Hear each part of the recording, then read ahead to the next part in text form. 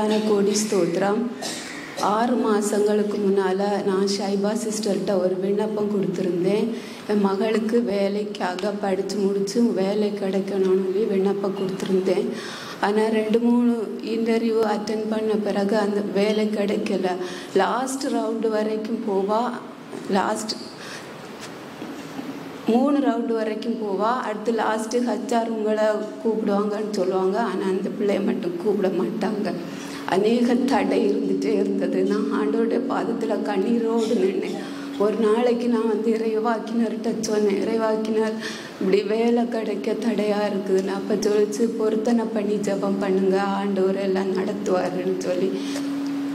நானும் வீட்டில் இருந்து ஜெபம் பண்ணிகிட்டே இருப்பேன் இந்த காரியங்களுக்காக. ஆனால் ஆண்டவர் முன்குறித்த ஒரு திட்டம் எனக்கு உண்டு. அதை சொல்லி ஆண்டவரை நோக்கி முறை எழுப்பி அபயக்குரல் எழுப்பி ஜெபம் பண்ணிகிட்டே இருப்பேன்.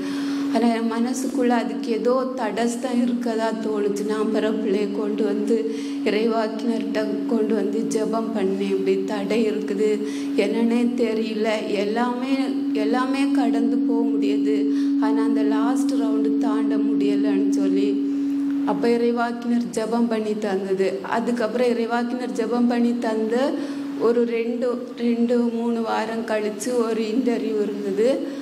அந்த இன்டர்வியூவில் ஃபஸ்ட்டு ரவுண்டு தாண்டி வந்தாச்சு. செகண்ட் ரவுண்டு இன்னும் ரொம்ப கஷ்டமாக இருக்குன்னு சொன்னாங்க. அந்த செகண்ட் ரவுண்டும் ஒவ்வொரு ரவுண்டுக்கும் இறைவாக்கினர்கிட்ட நான் சொல்லிட்டு தான் போனேன். ஒன்றும் பயப்படண்ட, ஆண்டவர் நடத்துவார், ஆண்டவர் செய்வார்ன்னு சொல்லி. 3வது ரவுண்டு ஒரு புதன்கிழமை, செவ்வாய் ஐக்கியத்துக்கு அடுத்த நாள். அன்னைக்கு அந்த 3வது ரவுண்டு ரொம்ப கஷ்டமாக இருக்குன்னு சொன்னாங்க. அந்த ஹெச்ஆர் ஃபோன் பண்ணி 3வது ரவுண்டு ரொம்ப டஃப்பாக இருக்கும், நீங்கள் நல்லா ப்ரிப்பேர் பண்ணிக்கோங்க, 3வது ரவுண்டு தாண்டியாச்சுன்னா ஒரு 90% வேலைக்கு கன்ஃபார்ம் பண்ணிக்கலாம் அப்படி சொன்னார். நான் செவ்வாய்க்கிழமை ஐக்கியம் முடிஞ்சு புதன்கிழமை 3வது ரவுண்டு இன்டர்வியூ நான் இறைவாக்கினரை பார்த்து சொன்னேன். அப்போ என்கிட்ட சொல்லிச்சு, ராஜிப்போ வெற்றி நிச்சயம், நான் ஜெபம் பண்ணுதேன்னு சொல்லி நான் அந்த வார்த்தையை எடுத்துக்கொண்டு கடந்து போனேன். இன்டர்வியூ எங்கள் இல்லத்தில் வச்சு தான் நடந்தது, கூகுள் மீட்டில். அப்போ 11 மணிக்கு இன்டர்வியூ, 11 மணி வரைக்கும் கை காலெல்லாம் ஒரே உதறல் தான். 3rd ரவுண்டு எப்படி இருக்குமா, ஆனால் இன்டர்வியூ பண்ணக்கூடியவங்களையும் நமக்கு அவங்க ஃபோட்டோலாம் அனுப்பி சொல்லி தந்தாங்க. நான் அந்த இன்டர்வியூ எடுக்கக்கூடிய அது ஒரு லேடி, அதை ஆண்டவர்கிட்ட கரத்தில் கொடுத்து ஜெபம் பண்ணிகிட்டே இருந்தேன்.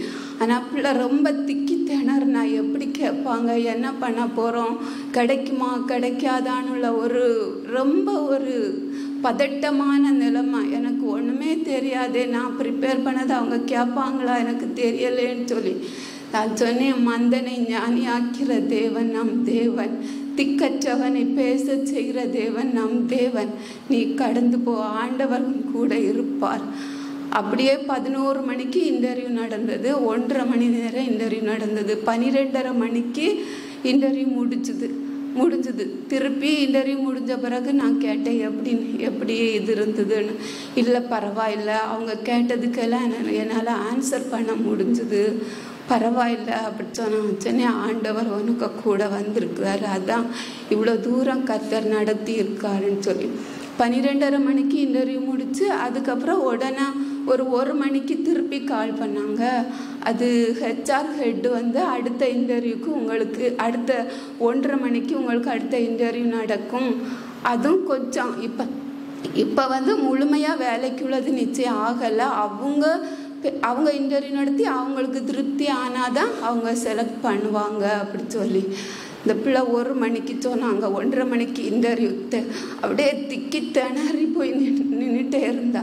நான் ஆண்டவரை நோக்கி விழித்தேன். எங்கள் வீட்டில் இறைவாக்கினரோட ஆகஸ்ட் மாத வாக்குத்தத்த ஜெபம் டிவியில் போட்டு அது நடந்துகிட்டே இருந்தது. நான் முழங்கால இருந்த ஆண்டவரை நோக்கி கதறி ஜெபம் பண்ணிகிட்டே இருந்தேன். 1:30 மணிக்கு திருப்பி அந்த ஹெச்ஆர் ஹெட்டும் கம்பெனி சிஇஓ இன்டர்வியூ பண்ணுவாங்க, அவங்களுக்கு திருப்தி பண்ணியாச்சுன்னா ஓகேன்னு அந்த ஹெச்ஆர் சொன்னாங்க. 1/2 மணிக்கூறு நடக்கும். ஆனால் அவங்க எல்லாம் பெரிய பெரிய ஆட்கள் எப்படி கேட்பாங்க, என்ன செய்வோன்னு திணறி ஆண்டவரே, திக்கு வாயனை பேச செய்கிற நீர் தேவனே, மந்தனை ஞானியாக்கிற தேவன் நீர். இந்த பிள்ளைக்கு புத்தியோ ஞானமோ மறைந்து ஆண்டவரே உமது நாம மகிமை அடையணும். அந்த அளவுக்கு நீர் அதிசயங்களை காண பண்ணணும் ஏசப்பா.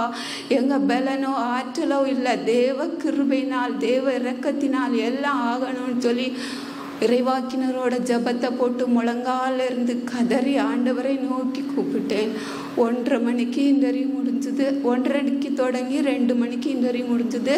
ஆனால் அன்னைக்கு எங்களுக்கு பதில் வரல. அடுத்த நாள் வியாழக்கிழமை சாயங்காலம் நான் ஆண்டவர்கிட்ட ஜபம் பண்ணிகிட்டே இருந்தேன். எந்த பதில் வரல ஏசப்பான்னு சொல்லி நினச்சிட்டே இருந்தேன். ஆனால் சாயங்காலம் 6:30 மணிக்கு திருப்பி அந்த ஹச்ஆர் கூப்பிட்டு நீங்கள் செலக்ட் ஆகிட்டீங்கன்னு சொன்னாங்க. கர்த்தருக்கு கோடி கோடி ஸ்தோத்திரம். நாங்கள் அடுத்த நாள் வெள்ளிக்கிழமை ஆஃபர் லெட்டரை அனுப்புவோன்னு சொல்லி நான் வெள்ளிக்கிழமை ப்ரேயருக்கு வந்தேன். ப்ரேயருக்கு வந்துட்டு திருப்பி போன நேரம் வரைக்கும் வரல. நைட்டு 10-11 மணி வரைக்கும் எதிர்பார்த்துருந்தோம், ஆஃபர் லெட்டர் வரல. நான் ஆண்டவரை நோக்கி இங்கே லாஸ்ட் ப்ரேயர் நேரத்தில் ஆண்டவர்கிட்ட ஒப்பு கொடுத்துட்டு தான் போனேன் வீட்டுக்கு. அப்போ ஆண்டவர்கிட்ட ஜபம் பண்ணிகிட்டே இருந்தேன். ஏசப்பா, எப்படியாவது அந்த அதிகாரிகளின் கண்களில் எங்களுக்கு தயை கிடைக்க கர்த்தர் எங்கள் குடும்பத்துக்கு இரக்கம் பாராட்டணும்னு சொல்லி ஆண்டவரை நோக்கி கதறி லாஸ்ட்டில் 11 மணி வரைக்கும் பார்த்தா வரல. நாங்கள் தூங்கினோம். அதுக்கு பிறகு 12 மணிக்கு அந்த ஆஃபர் லெட்டர் வர கர்த்தர் கிருபை பாராட்டினார். அப்படியே காலை எழும்பி ஆண்டவருடைய வசனத்தை பார்க்கறதுக்காக நான் மொபைல் எடுத்து பார்க்கும்போது பிள்ளை எனக்கு அனுப்பி தந்திருந்தா. அந்த ஆஃபர் லெட்டரை பார்த்ததும் அவ்வளோ பெரிய விந்தையும் மகிமையும் ஆண்டவர் அந்த ஆஃபர் லெட்டரில் வெளிப்படுத்தி இருந்தார்.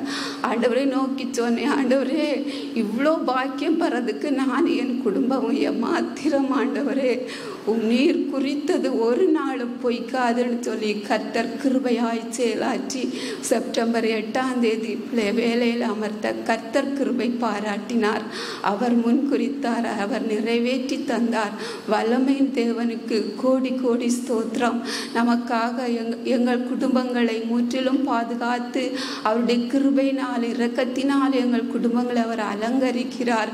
நாங்கள் நினைக்காதது எண்ணாததுமான அநேக காரியங்கள் எங்கள் வாழ்க்கையில் செய்து வருகிற மகிமையின் தேவனுக்கு கோடி கோடி நன்றி.